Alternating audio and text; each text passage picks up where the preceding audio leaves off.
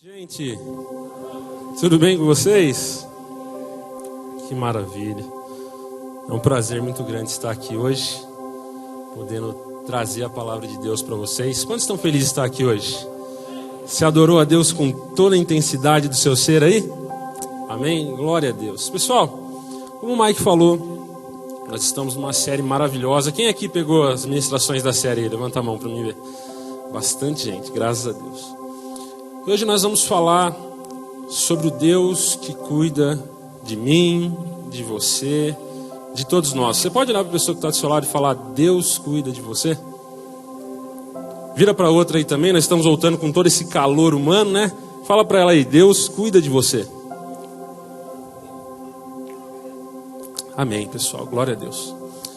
Queridos, eu não sei vocês, mas o que você lembra, ou qual é a lembrança que vem no seu coração, na sua mente, quando nós falamos em pandemia, em Covid, no começo? Lembra lá em março, abril do ano passado, aquele comecinho? Eu não sei qual que é a sua lembrança, mas sabe qual que é aquela lembrança que está ali assim, ó, a primeira, falou em pandemia, começo, veio na minha cabeça? Eu me lembro de eu ir no mercado, e aquela fila de gente com aqueles carrinhos enormes de papel higiênico. Eu não sei se você lembra disso aí. Você lembra assim como eu? É uma lembrança que está aqui na minha mente, ela não sai. De maneira nenhuma. Eu não sei por que compraram tanto, mas enfim. Mas eu tenho ainda uma segunda lembrança a respeito desse dia, desse período, na verdade, que é a quantidade de pessoas,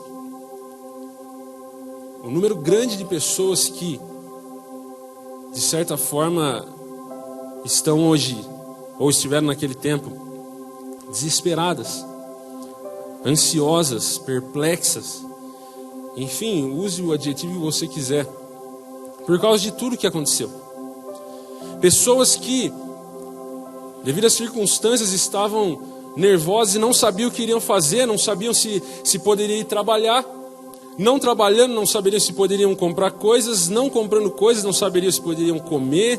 Sem comer, não dá para fazer nada, né, gente? Mas a verdade é que essa é uma lembrança que eu tenho na minha mente por conversar com muitas pessoas e ver a situação que nós passamos. Eu acredito que você também conversou com muitas pessoas, ou talvez até passou por isso. Foi um período realmente muito difícil, em que a escassez virou tema do nosso dia a dia. Mas eu tenho agora uma terceira lembrança, e essa lembrança, ela não tem a ver com pandemia, não tem a ver com Covid. Ela é pré-Covid, ela é antes da pandemia. E é o grande número de pessoas que estavam desesperadas, ansiosas, perplexas, atônitas, pelo que seria da vida delas, do amanhã delas. Talvez você está se perguntando agora: Natan, mas você falou que esse daí foi o seu segundo pensamento. Mas, gente, a verdade é que antes da pandemia, as pessoas estavam dessa forma também. Talvez a escala era menor, mas no dia a dia dos nossos aconselhamentos, da nossa vida como igreja, até da nossa vida aí fora, nós conversávamos com pessoas e as pessoas estavam diariamente preocupadas com o que elas iam comer no outro dia, como elas iam se vestir, se elas iam trabalhar, se as suas contas iam ser pagas, enfim. Talvez você se preocupou com isso em algum dia da sua vida, isso é normal, gente. Mas há pessoas que se desesperaram por isso. Há pessoas que ficam ansiosas por isso. Há pessoas que, na verdade, passam mal por causa disso. Porque elas querem ter controle, elas querem ter certeza do que vai ser amanhã. Se elas vão ter, se elas vão honrar seus compromissos, enfim. Mas a verdade, diante de tudo isso, de todos esses pensamentos que eu falei para vocês, é que muitas vezes nós ficamos assim, porque nós depositamos confiança em quem não pode cuidar de nós. Nós depositamos uma esperança em quem nada tem por fazer por nós. E aí então algumas coisas passam a ser ídolos em nossas vidas. Por exemplo, talvez o seu patrão é seu ídolo. É um Deus que você criou para você. Talvez o seu emprego é isso. Pode ser que você acredite que você depende da estabilidade do seu trabalho para que o seu amanhã esteja tranquilo, para que amanhã você tenha, como eu disse aqui, a mínima dignidade possível, para que você possa ter o seu ser, o seu cuidado. Para outros, o seu ídolo, a sua fonte de expectativas boas é a sua saúde, é a sua condição física. Talvez muitas pessoas acreditam que elas vão acordar amanhã de manhã totalmente boas, totalmente com tudo em controle, porque elas estão bem de saúde, porque elas passam horas na academia, porque elas comem bem, porque elas fazem exames periódicos. Isso acaba se tornando o Deus delas.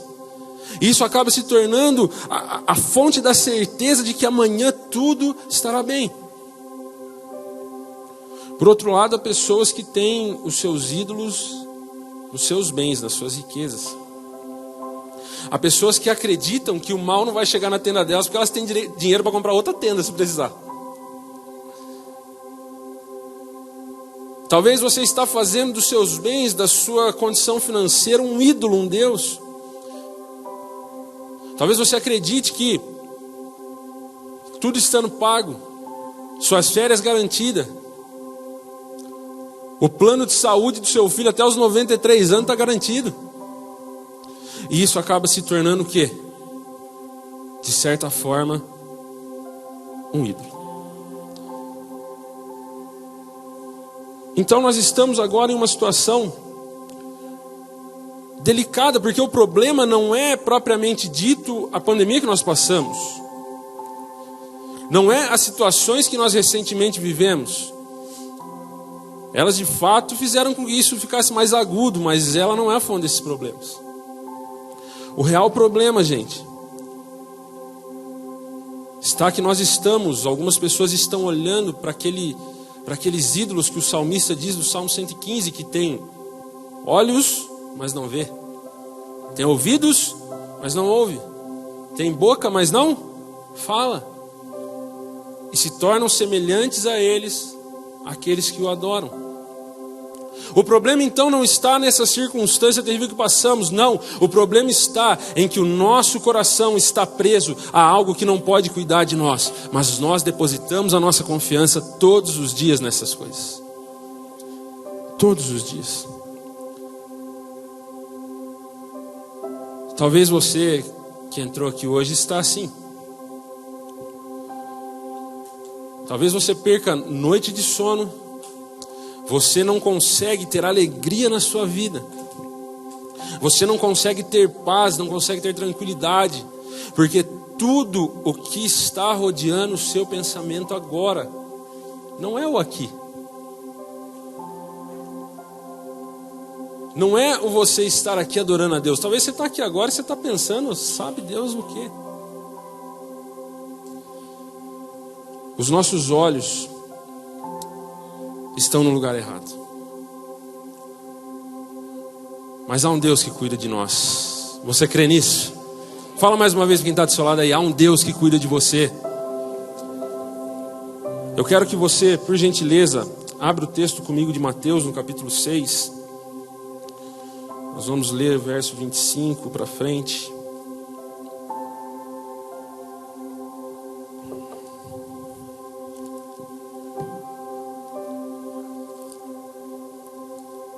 Mateus capítulo 6,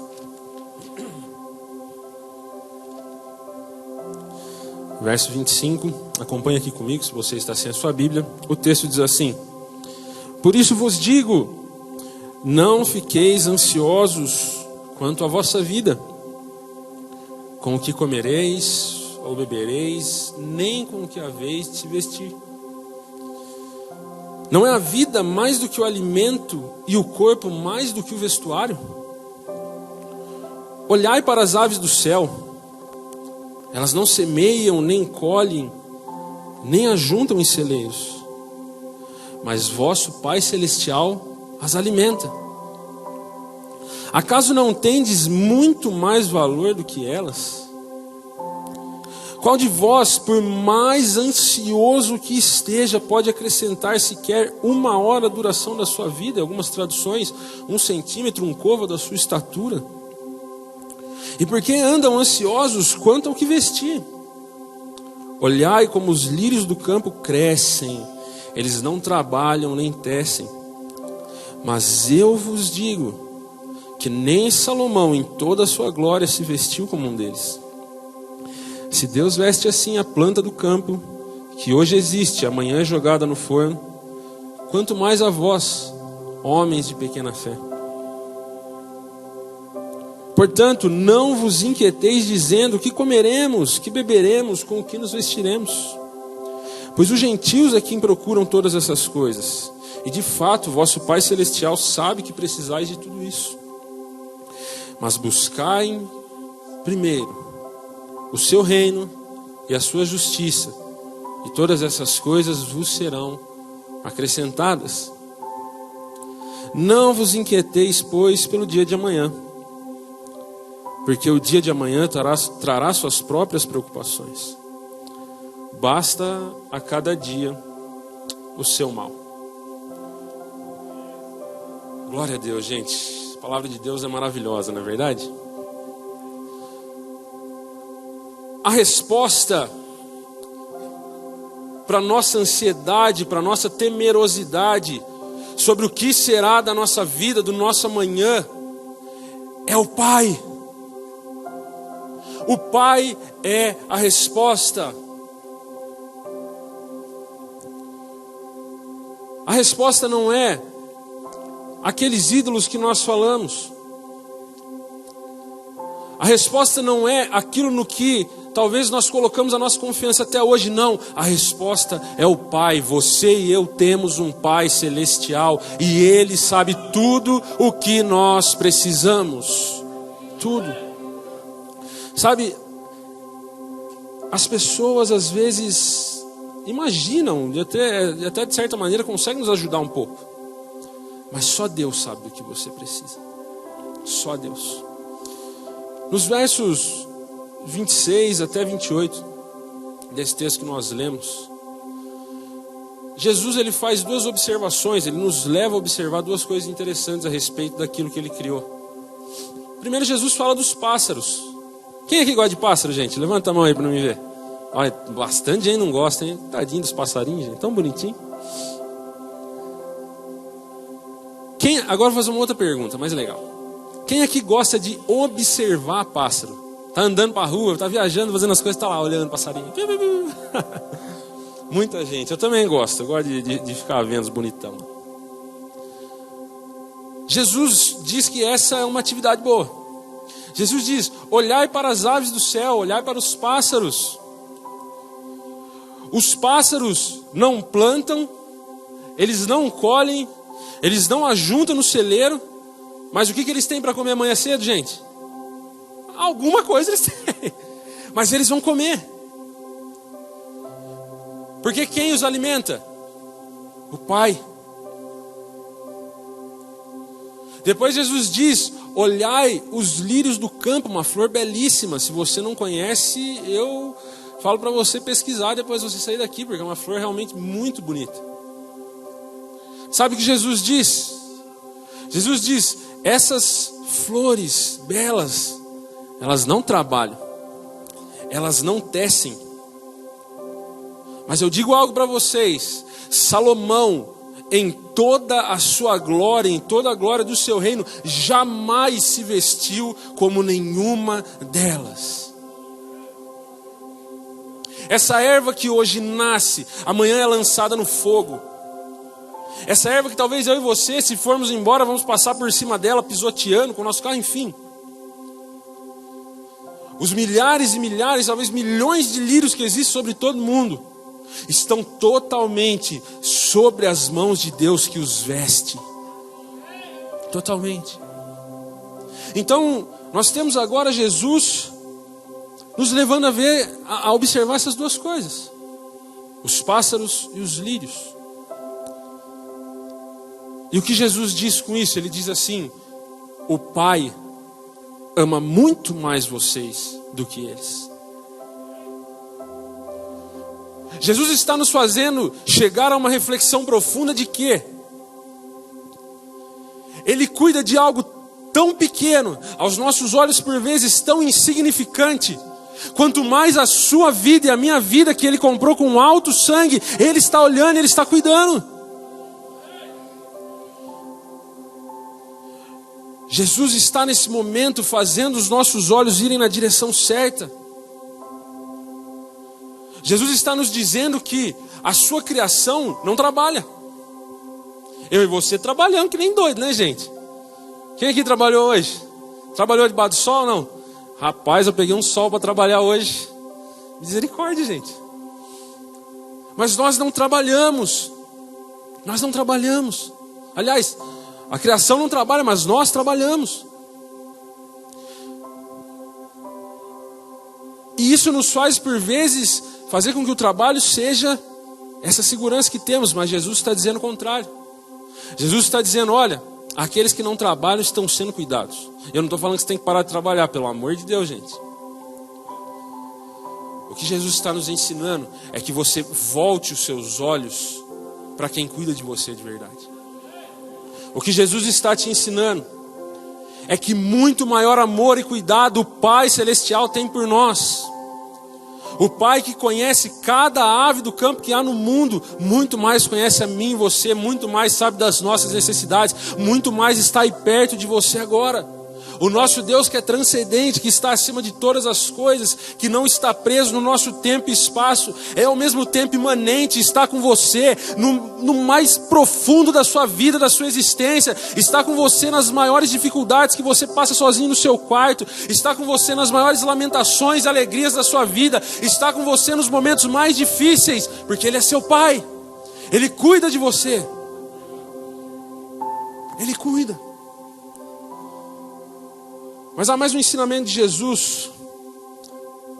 No verso 31, Jesus fala que quando nós estamos inquietos a respeito das nossas necessidades, nós somos como gentios. Gentios aqui na Bíblia é representado como um povo ímpio, um povo que não conhece a Deus. Perceba a profundidade do que Jesus está falando aqui.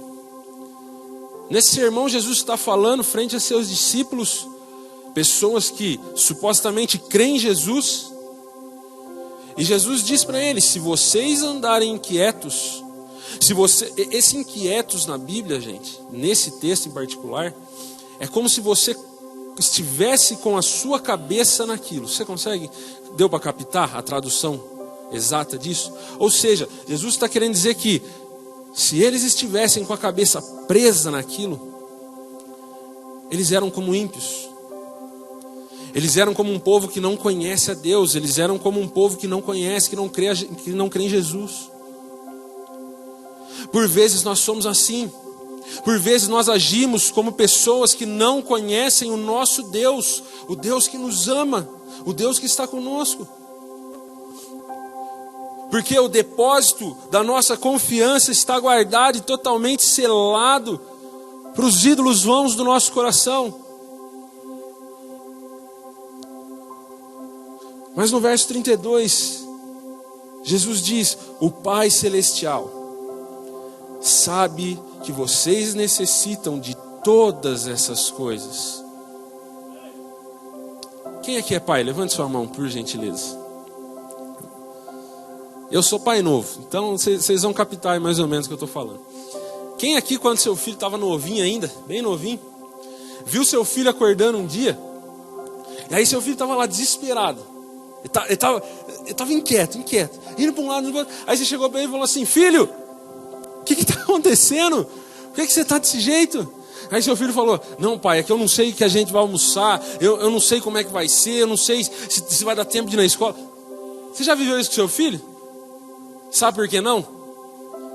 Porque seu filho sabe que o pai dele sabe do que ele precisa. Seu filho sabe que vai chegar a hora do almoço, independentemente do que aconteça, ele vai comer. Ele não sabe como você se virou para ir atrás, mas ele sabe. Ele está sendo cuidado por você. A Bíblia diz que se nós, sendo maus, sabemos dar boas coisas aos nossos filhos, quanto mais o Pai Celestial dará o Espírito Santo àqueles que lhe o pedirem. O Pai sabe do que você precisa. Por um momento, pense agora no que você está precisando. Por um momento, pense naquilo que tem afligido a sua alma, que não tem dado descanso ao seu coração. Naquilo que por vezes, talvez você sentou ou ajoelhou perante os pés da sua cama, orou a Deus, falou: Deus, eu não aguento mais essa situação, eu não aguento mais passar por isso, ou ter a falta disso. Mas Jesus nos afirma que o Pai sabe disso. O Pai sabe melhor do que você está precisando agora. Eu não sei, mas o Pai sabe. E no verso 33, nós temos a lição de Jesus para que o nosso coração descanse no Senhor. Para que o nosso coração esteja naquele que tem cuidado de nós desde o nosso nascimento. Jesus diz: mas buscai primeiro o reino de Deus e a sua justiça, e todas essas coisas vos serão acrescentadas. Qual é o segredo para que eu e você descansemos no cuidado do nosso Deus, o Deus que cuida de nós? O segredo é que eu e você busquemos o reino de Deus e a sua justiça. Sabe, deixa eu falar algo para você. Nós estamos vivendo em um tempo, e talvez você está passando por isso, em que as pessoas estão dessa forma: olha, as coisas estão tão difíceis, né? Eu acho que eu vou tirar o pé um pouco. A gasolina está tão cara, eu não vou mais na igreja de quarta-feira e domingo, não. Eu vou na igreja só de domingo e tá bom demais. Ó, Natan, eu vou conversar com o Hudson lá do louvor, viu? Eu vou pedir para ele me dar um tempo aí das escalas, as coisas, porque não dá, né? Não dá para vir no ensaio no meio da semana. Porque agora, gente, talvez a nossa muleta agora seja essa. Mas Jesus está dizendo que é totalmente o contrário. Jesus diz que se você aperta a marcha, se você sobe marcha, se você faz mais, se você busca o reino, o Pai acrescenta. O problema é que nós estamos fazendo o contrário, mas Ele está acrescentando enquanto você está fazendo. Enquanto você trabalha para o reino, Deus trabalha por você. Aperte o seu passo, não faça menos, faça mais. A partir de hoje, faça mais. Não deixe que a sua mente seja moldada pelos moldes desse mundo. Nós estamos em um tempo difícil, sim. Nós estamos em um tempo de luta, sim. Nós estamos em um tempo em que pessoas estão passando por dificuldades, sim. Mas quem garante o meu e o seu cuidado é Deus. Quem garante que eu e você vamos estar firmes é Deus. É Ele. Eu vou contar rapidinho uma história acontecida comigo há pouco tempo, aqui na igreja, já nesse espaço. Alguns meses atrás, nós passamos por uma grande dificuldade em relação a trabalho lá em casa. Sabe aquelas fontes que tem no centro da cidade que você tem que abrir a torneira? Sabe quando a torneira faz assim, ó, fechou? Simplesmente a torneira fechou, gente. Sumiu o trabalho. Desapareceu. A primeira coisa que vem na nossa mente é o quê? Não dá para ir na igreja hoje. Estou sem gasolina. Não dá para ir na igreja hoje, não. Hoje sabe? Eu tenho que trabalhar, eu tenho que fazer alguma coisa. E eu lembro de algumas quintas, né? Antes do nosso culto na quinta e alguns domingos, em que realmente, ou eu colocava R$10 de gasolina para vir na igreja, ou eu comprava janta. Graças a Deus nunca passamos fome, necessidade, mas foi um momento difícil que nós vivemos. E eu me lembro muito bem desse momento, Deus ministrando ao meu coração, ministrando ao coração da minha esposa, para que nós não deixássemos de buscar o reino, para que nós não deixássemos de ir à igreja, para que nós não deixássemos de estar aqui. Você pode acreditar ou não, mas em todas, eu digo todas porque eu me lembro de todas, em todas as vezes que nós viemos nessa condição na igreja, alguma coisa aconteceu e depois a gente tinha janta, tinha almoço, alguma coisa acontecia. Alguém via, Natan, eu vim te pagar, Natan, eu precisava de um serviço, Natan, isso aqui, Natan, eu vim te abençoar.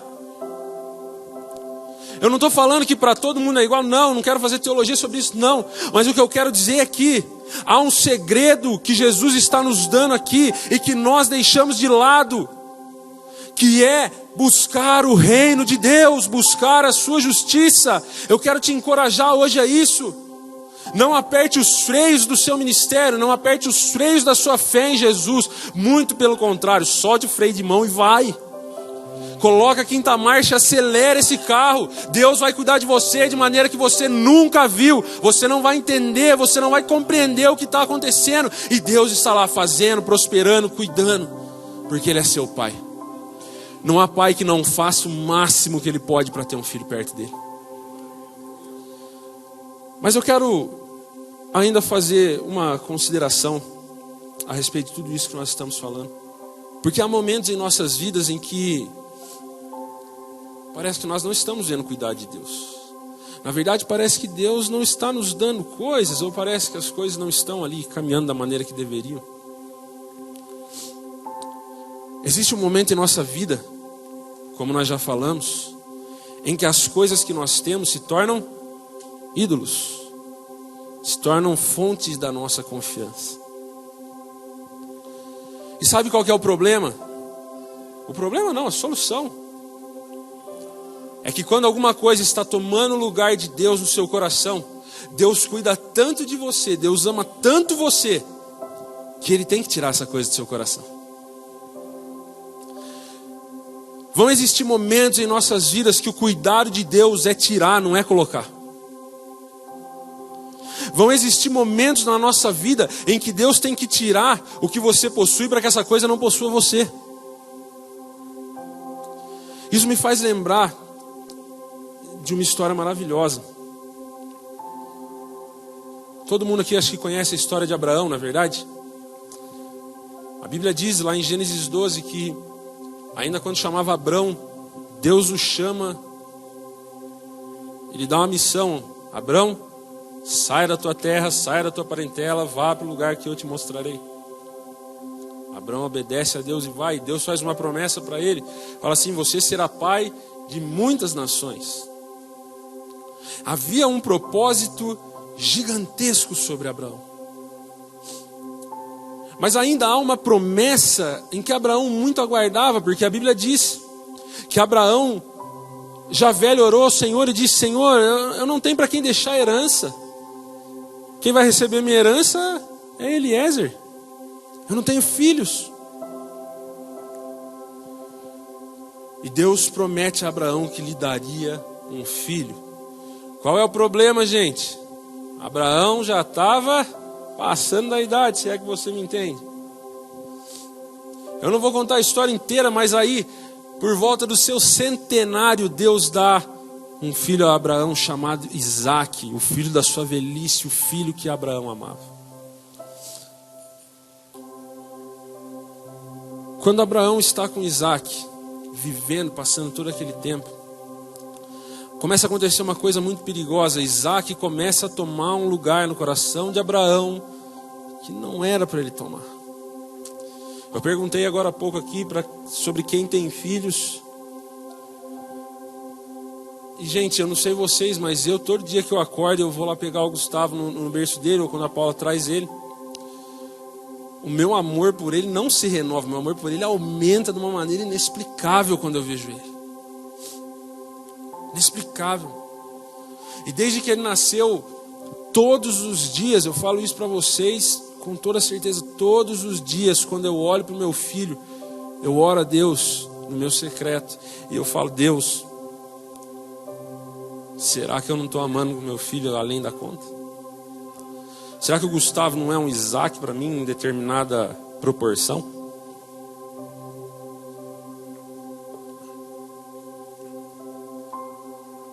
Abraão estava amando Isaque além da conta. Não estou falando que nós não devemos amar nossos filhos, muito pelo contrário, mas já estava se correndo o risco de Isaque se tornar um ídolo para Abraão. Então Deus vai a Abraão e diz: Abraão, esse texto é complicado, gente. Vai à terra de Moriá e oferece para mim o teu filho em holocausto. E aí, quem tem coragem de obedecer essa ordem de Deus aí, gente? A Bíblia fala que enquanto Abraão subia com Isaac, Abraão falou... Eu imagino Abraão atônito, mas Abraão vai. Ele sobe com Isaac. Imagina você subindo com seu filho para ser sacrificado. Seu filho vira para você e fala assim: pai, a lenha está aqui, o fogo está aqui. Cadê o cordeiro para o holocausto? Imagine aquele pai, imagine Abraão sabendo que Isaac era o cordeiro do holocausto. Eu acredito que em mais de 100 anos de vida de Abraão, aquele foi o momento em que a sua garganta mais secou. Quando ele diz a Isaac: Deus proverá para si o cordeiro. E Abraão sabia quem era esse cordeiro, o seu próprio filho. Eu quero que você leia comigo Gênesis capítulo 22, a partir do verso 9. Vou ler aqui para nós lermos juntos. O texto diz assim: havendo ele chegado ao lugar que Deus lhe dissera, edificou Abraão ali o altar e pôs a lenha em ordem. O amarrou a Isaac seu filho e o deitou sobre o altar em cima da lenha. E estendendo a mão, pegou no cutelo para imolar a seu filho. Mas o anjo do Senhor lhe bradou desde o céu e disse: Abraão, Abraão. Ele respondeu: eis-me aqui. Então disse o anjo: não estendas a sua mão sobre o mancebo, sobre o jovem, e não lhes faça nada, porquanto agora sei que temes a Deus, visto que não me negaste teu filho, o teu único filho. Nisso levantou Abraão os olhos e olhou, e eis atrás de si um carneiro embaraçado pelos chifres no mato. E foi Abraão, tomou o carneiro e ofereceu em holocausto em lugar de seu filho. Pelo que chamou Abraão aquele lugar Jeová Jireh, de onde se diz até o dia de hoje: no monte do Senhor se proverá. Deixa eu falar algo para você. Deus poupou Isaac porque Abraão mostrou, mesmo talvez na dúvida do seu coração, de que ele amava mais a Deus do que a seu próprio filho. Havia uma promessa sobre Abraão, havia um propósito sobre Abraão. Sabe o que eu quero dizer para você hoje? Aonde tem propósito, aonde tem promessa, tem provisão. Aonde tem a mão de Deus, tem cuidado de Deus. Se Deus te chamou, Ele vai cuidar de você. Mas para isso precisa ter propósito. Para isso é preciso que nós deixemos morrer coisas que têm nos prendido, para que Deus envie para nós a sua maravilhosa providência. Quantos de nós temos inúmeras promessas de Deus a nosso respeito, temos um propósito a cumprir, e estamos presos com coisas desse mundo, estamos presos com coisas que não têm agradado a Deus. E aí talvez você tenha cegado seus olhos e dito: Deus não tem cuidado de mim, Deus não tem visto o que eu estou passando. Mas na verdade Deus está tratando o seu coração para que esse ídolo morra e Ele possa fazer muito mais do que você tem visto. Mas por último, e eu encerro aqui, há uma última coisa que Deus quer cuidar em nós. Sabe, nós vimos aqui que Deus nos ama tanto que Ele cuida de nós de verdade. Ele cuida da nossa saúde, Ele cuida da nossa família, Ele cuida do nosso trabalho, Ele cuida de todos os nossos dias, Ele cuida do nosso amanhã. Ele cuida do nosso relacionamento com Ele. Mas existe algo que Deus quer cuidar em nós, que é a nossa eternidade. A semelhança de Abraão, Deus Pai, há mais de 2000 anos atrás, também preparou o seu único filho, a quem Ele amava, para ser imolado no altar. Há mais de 2000 anos atrás, o Deus Pai também levou o seu filho para ser morto. A semelhança do cordeiro que estava embaraçado no arbusto, Jesus foi por nós, o cordeiro preparado, o cordeiro providencial, mas não para substituir apenas um, mas para substituir a toda a humanidade, para substituir a mim e a você naquela cruz, para substituir aquelas pessoas que estão ao nosso redor. A semelhança do cordeiro, Jesus foi colocado no meu e no seu lugar. Há um cuidado especial de Deus para nós, como eu disse aqui. Deus cuida de você em todas as áreas da sua vida. Mas sabe, você pode ter comida, você pode ter roupa, você pode ter um emprego, você pode ter saúde. Mas se você não crê em Jesus, você pode ter tudo isso e ainda assim partir sem Ele para a eternidade. E viver eternamente no inferno, experimentando o cálice da ira de Deus. Mas a Bíblia diz que o Deus Pai entregou o seu Filho por mim e por você.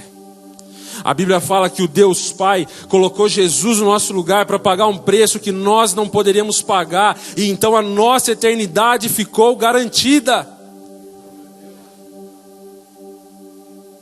Fique de pé no seu lugar, por gentileza, nós vamos orar.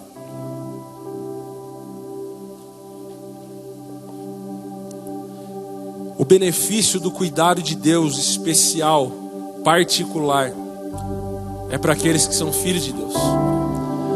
É para aqueles que creram em seu nome. Deixa eu dizer algo para você aqui, feche seus olhos, nós vamos orar. Eu tenho certeza que tem pessoas aqui que têm coisas no seu coração que estão tirando a sua paz nesse momento. Existem coisas no seu coração que talvez estão esmagando-o por dentro. Deixe Deus cuidar de você, não procure outros meios.